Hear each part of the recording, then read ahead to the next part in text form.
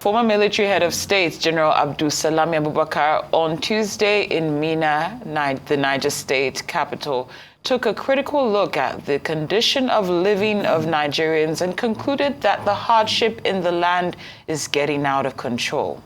Addressing a group of visitors in his residence, General Abubakar noted that people cannot afford 3 square meals anymore, adding that the issue of transportation, hike in fuel price, and school fees, as well as a lack of funds in everyone's pockets, is making life difficult.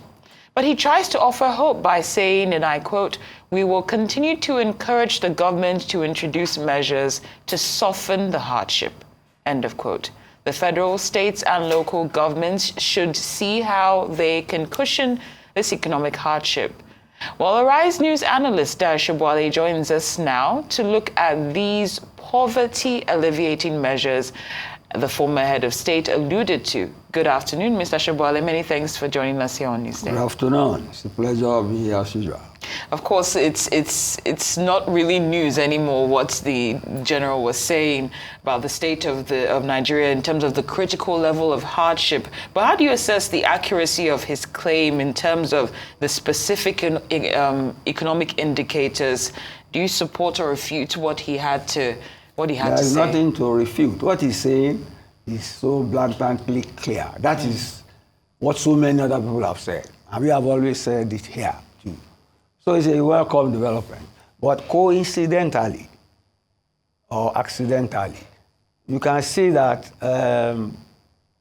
about 2 or 3 heads of states have spoken in the same vein in recent times. Abdul Salam spoke when a group of human rights advocates came to meet him to congratulate him on his birthday. And he was very blunt. He was very blunt. This was somebody who was involved in the peace signing agreement for the Edo State election due on the 21st. And so he knows what he's saying, that there's a mood of hunger in the land. And government needs to listen to that. Government needs to listen to that. Even the editorial of today is about hunger and malnutrition. That you see, and the reasons for it are very obvious.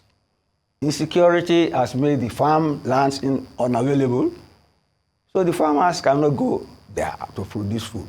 Then, of course, there's the issue of climatology.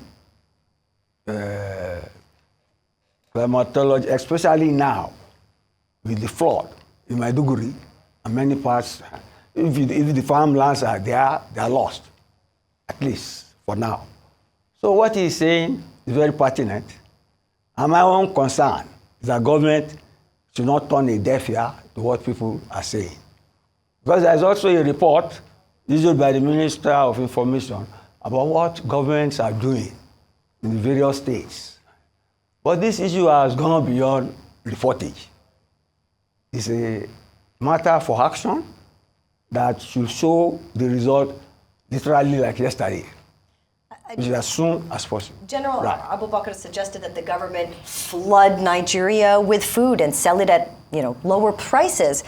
What do you think the government should do? And do you agree with his? The government should do that. It's not an exaggeration. And I mean it.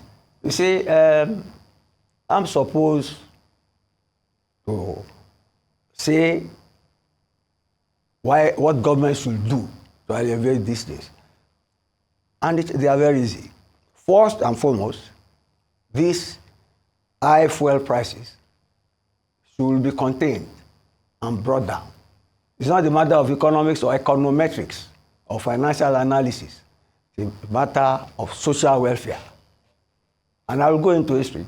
In old Taiwan, Chiang Kai-shek, the leader of Taiwan, they had the policy, democracy, nationalism, and social well-being. That is what we need now. Social well-being. And I repeat it, it's not a matter of economics or econometrics or financial semantics or cost production cost is a matter of social welfare. And it is in the interest of government to bend backwards to accommodate the palliation of the hunger in the land. Because it's a democratic government, it's elected into office. A democratic government must be responsive to the yearnings, needs, and aspirations of those who put it in power.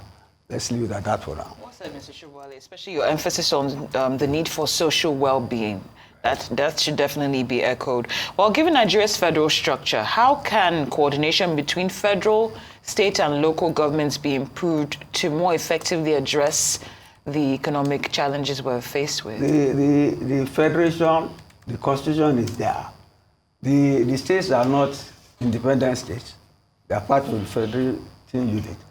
They have their own governance, they have their structure, their own institutions. You get me? They have whatever you have at the federal level is replicated there. And just now, the local governments have given financial autonomy. So, I will say the institutions are there. But in terms of results of what they are supposed to do to fulfill food security, the result is not on the ground. But the institutions are there. The institutions are there. So something is wrong if people are not delivering. But how do you think they should all collaborate together, all the institutions? They are collaborating. They are collaborating. But I'm telling you, this is the result that matters to me. The result is not bearing, it's not showing that the collaboration has been fruitful in terms of curbing insecurity and food availability. That's just the plain long and short of it. And then, of course, you see, the only snag I can see is that although we say you are operating a federation, where you have operating federating units, but everybody goes cap in hand to Abuja. It's like we are running a unitary government. Until each state sits down and looks at its own viability inwards in terms of what it has on the ground, and not upwards like beggars going to Kafina to get something from a godfather in Abuja. Something, we will solve most of our problems. And that is why what I'm trying to connect between what Abdul Salami said, which is the stark reality. People are hungry, and so the hardship is getting almost uncontrollable. That's dangerous balance. Coming from a military man who was the former head of state. About 3-4 military heads of state have shown concern in recent days. It is in the interest of government to listen. It is in the interest of government to listen and act with the urgency they are trying to put on the ground to solve the problem.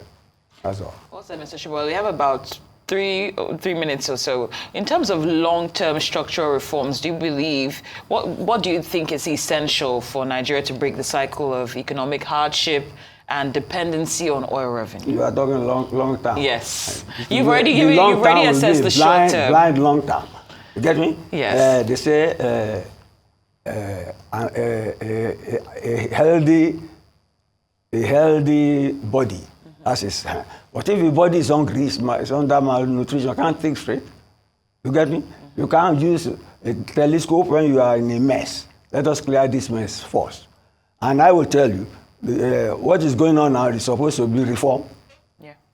Reform, but tied to the front string of the IMF, which I've always condemned here now. Because you have free market, you have, the condition of a marketplace, you have perpetual unemployment, you have rising inflation. And if people are angry and they want to offset the political stability, the Sahel states, they are under military governance now. And it is former military of states raising concern now. So we should be careful. Government itself should be careful.